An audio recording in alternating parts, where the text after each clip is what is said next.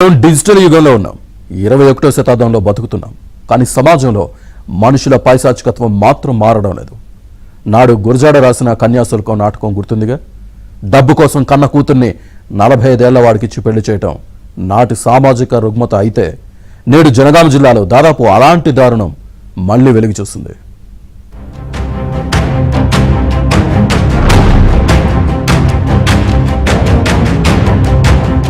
అప్పు తెచ్చేందుకు కన్యాశుల్కాన్ని తలపించే విధంగా ఓ తండ్రి సవతి తల్లి 18 ఏళ్ల బిడ్డను 45 ఏళ్ల వ్యక్తికిచ్చి పెళ్లి చేశారు. జనగామ జిల్లా బచ్చనపేటలో జరిగింది ఈ దారుణం. 18 ఏళ్ల యువతి జీవితాన్ని ఆమె తండ్రి సవతి తల్లి కలిసి నాశనం చేశారు. ₹1,00,000 అత్యవసర అప్పు కోసం స్థానిక బీఆర్ఎస్ నాయకుడు 45 ఏళ్ల ప్రశాంత్ రెడ్డిని ఆశ్రయించగా, నీకున్న 20 లక్షల అప్పు మొత్తం తీరుస్తా, నీ కూతుర్ని నాకిచ్చి పెళ్లి చేయాలని షరతు పెట్టాడు. దీంతో యువతి తండ్రి సవతి తల్లి డబ్బుకు లొంగిపోయారు.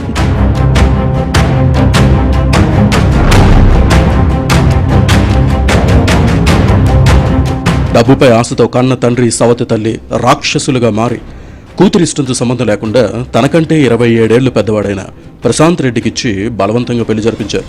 ధనబలం, రాజకీయ బలంతో ప్రశాంత్ రెడ్డి చేసిన వేధింపులను తట్టుకోలేక ఆ యువతి ప్రాణాలకు తెగించి తన స్నేహితులకు రహస్యంగా సమాచారం అందించింది. పెళ్ళి అయింది May 8th రోజు. మ్యాక్స్ 50 మెంబర్స్ ఉంటారు గుడి రామాలయంలో. ఫ్రెండ్ నన్ను అక్కడ నుండి ఎస్కేప్ చేసినందుకు నువ్వు ఆయన మీద కూడా చీటింగ్ కేసు పెట్టినారు. ఏమని, నువ్వు ఇంట్లో ఆమె తీసుకెళ్ళి ఆమె దగ్గర గోల్డ్ తీసుకున్నావు, పైసలు దొంగతనం చేసినావు, అట్లా ఇట్లా మీ ఇద్దరు ఎక్కడన్నా కనిపిస్తే చంపేస్తా, అట్లా ఇట్లా అని బెదిరిస్తున్నారు మమ్మల్ని.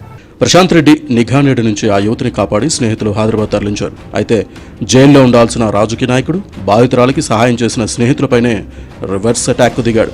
తన పలుకుబడిని ఉపయోగించి వారిపై దొంగతనం కేసులు పెట్టించి తీవ్రమైన బెదిరింపులకు గురిచేస్తూ వేధింపులకు పాల్పడుతున్నాడు. మా అబ్బాయిని ఆ అమ్మాయి ఎత్తుకెళ్ళిపోయిందని చెప్పి బంగారం ఎత్తుకెళ్ళిపోయిండు, నా పిల్లాన్ని లేపుకపోయిండు, ప్లస్ 2,50,000 తీసుకుపోయారని చెప్పేసి మా అబ్బాయి మీద కేసు పెట్టడం జరిగింది మేడం జనగాం పిఎస్లో.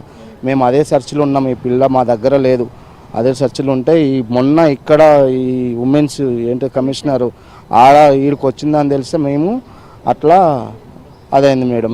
బాధితురాలు అధైర్యపడకుండా ఒక న్యాయవాది సహాయంతో తెలంగాణ మహిళా కమిషన్ను డీజీపీని ఆశ్రయించింది. దీనిపై తక్షణమే స్పందించిన మహిళా కమిషన్ సమగ్ర విచారణ జరిపి నివేదిక ఇవ్వాలని జనగామ జిల్లా కలెక్టర్ ఎస్పీలను ఆదేశించింది. నిందితులపై కఠిన చట్టాల కింద కేసులు నమోదు చేయాలని, బాధితురాలకి ఆమె స్నేహితులకు పూర్తి రక్షణ కల్పించాలని లాయర్ డిమాండ్ చేస్తున్నారు. కమిషన్ కోరుకునేది ఏమిటంటే, ఇట్లాంటి సంఘటనలు వరంగల్ లేదా తెలంగాణ రిమోట్ ఏరియాలో ఎక్కువగా జరుగుతున్నాయి కాబట్టి ఇట్లాంటి జరగకుండా ఉండడానికి, అరికట్టడానికి కావాల్సినటువంటి అవేర్నెస్ ప్రోగ్రాంలు ప్రభుత్వమే స్వయంగా కండక్ట్ చేయాల్సినటువంటి అవసరం ఉంది. అలా చేస్తే తప్ప మహిళలకు లేదా ప్రత్యేకంగా ఇట్లాంటి బాలికలకు రక్షణ దొరకకుండా ఉండేటువంటి అవకాశం ఉంది. రక్షణ కావాలంటే ఇట్లాంటి అవేర్నెస్ ప్రోగ్రాంలు పెట్టాలి. మళ్ళీ ఇంకోటి, ఈ రాష్ట్ర ప్రభుత్వం స్వయంగా దీన్ని సుమోటోగా స్వీకరించాలి. రాజకీయ బలం ఉంటే ఎవరి జీవితాలతోనైనా ఆడుకోవచ్చా అని బాధితురాలి తరపు న్యాయవాది ప్రశ్నిస్తున్నారు. ఇప్పటికైనా ప్రభుత్వం, పోలీసులు తక్షణమే స్పందించి బాధితురాలికి పూర్తి న్యాయం చేయాలని, నిందితుడిని శిక్షించాలని డిమాండ్ చేస్తున్నారు.